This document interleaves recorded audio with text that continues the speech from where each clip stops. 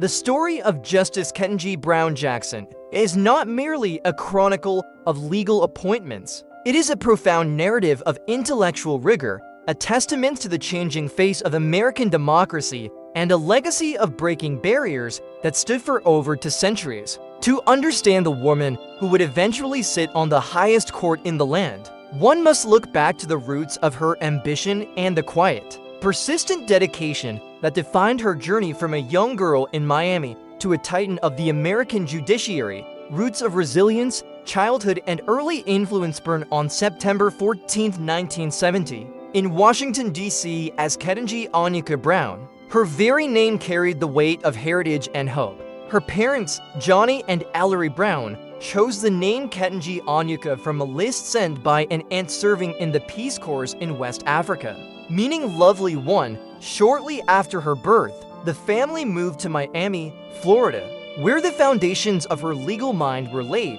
Her childhood was steeped in the language of the law. While other children were immersed in cartoons or sports, Ketanji spent her afternoons at the dining room table, sitting across from her father. At the time, Johnny Brown was a high school teacher who had decided to go back to law school. As he pored over thick, leather-bound casebooks and briefed legal precedents, his young daughter sat beside him, coloring or doing her own homework. This domestic scene was transformative.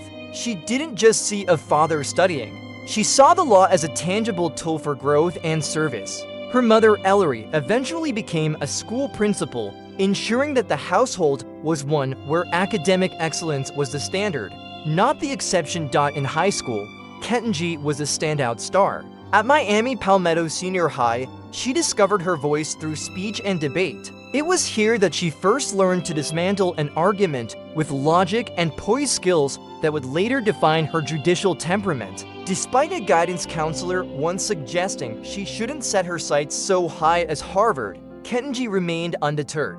Her childhood was defined by this quiet defiance, the ability to listen to the world's limitations and choose to ignore them. The Crimson Path, academic excellence at Harvard. Ketanji Brown Jackson arrived at Harvard University as a young woman with a clear sense of purpose. Her undergraduate years were spent immersed in government studies, where she graduated magna cum laude. However, it was her time at Harvard Law School that truly signaled the arrival of a legal powerhouse.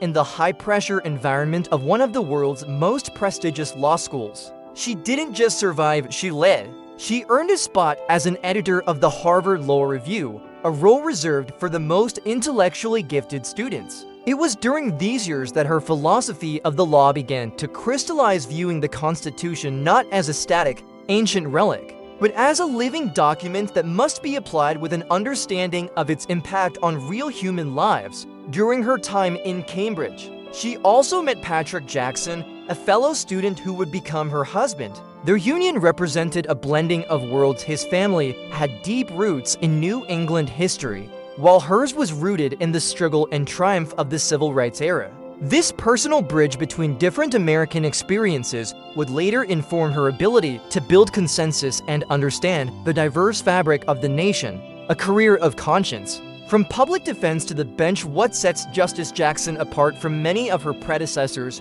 is the breadth of her legal trench work. After law school, she completed 3 prestigious clerkships, the most notable being for Justice Stephen Breyer, the man she would eventually replace on the Supreme Court clerking.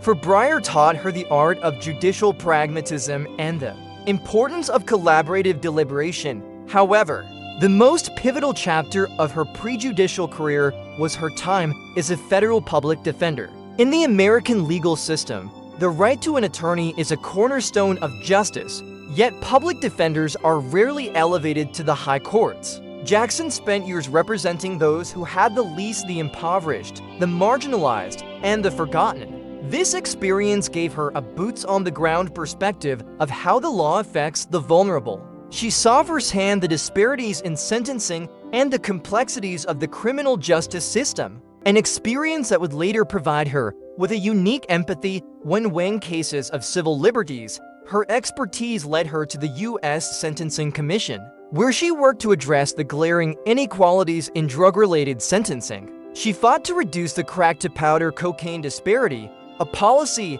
that had disproportionately devastated Black communities for decades. Her work was characterized by a meticulous reliance on data and a steadfast commitment to fairness. The Ascent, the federal courts, and the historic nomination in 2013.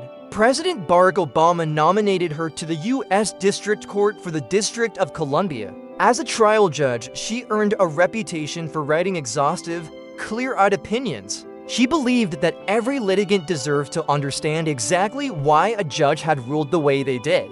Her most famous line from this era, "Presidents are not kings," penned during a high-profile case involving executive privilege, became a rallying cry for the rule of law. Her rise continued in 2021 when President Joe Biden elevated her to the U.S. Court of Appeals for the D.C. Circuit, but it was in early 2020 that history truly knocked on her door.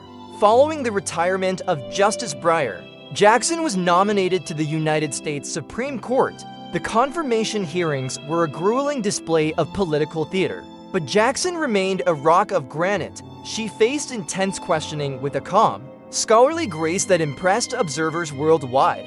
She spoke of her judicial methodology, a commitment to neutrality, and the original intent of the law, balanced with an awareness of contemporary reality. On April 7, 2022, the Senate confirmed her, and on June 30th, she was sworn in. The Supreme Court years, a legacy in Moshe Onis and Associate Justice. Ketanji Brown Jackson has already begun to reshape the dialogue of the court. She is known for being an active questioner during oral arguments, often digging deep into the historical context of the 14th Amendment and the originalist arguments for racial equality. Her presence on the bench has fundamentally changed the room where it happens. For the first time in history, for women sat on the Supreme Court simultaneously, and for the first time, a Black woman's voice was part of the final interpretation of the law. Her work on the court is defined by several key pillars: originalist defense of equality, using the history of the Constitution to protect civil rights; institutional transparency, writing opinions that are accessible to the public; cognizance of the common man, bringing the perspective of a public defender to the deliberation of criminal cases; the final chapter, a life of lasting impact. While Justice Jackson continues to serve with distinction, we can look forward toward the legacy she will leave behind. Her life story, from the dining room table in Miami to the mahogany bench in Washington, serves as a roadmap for future generations.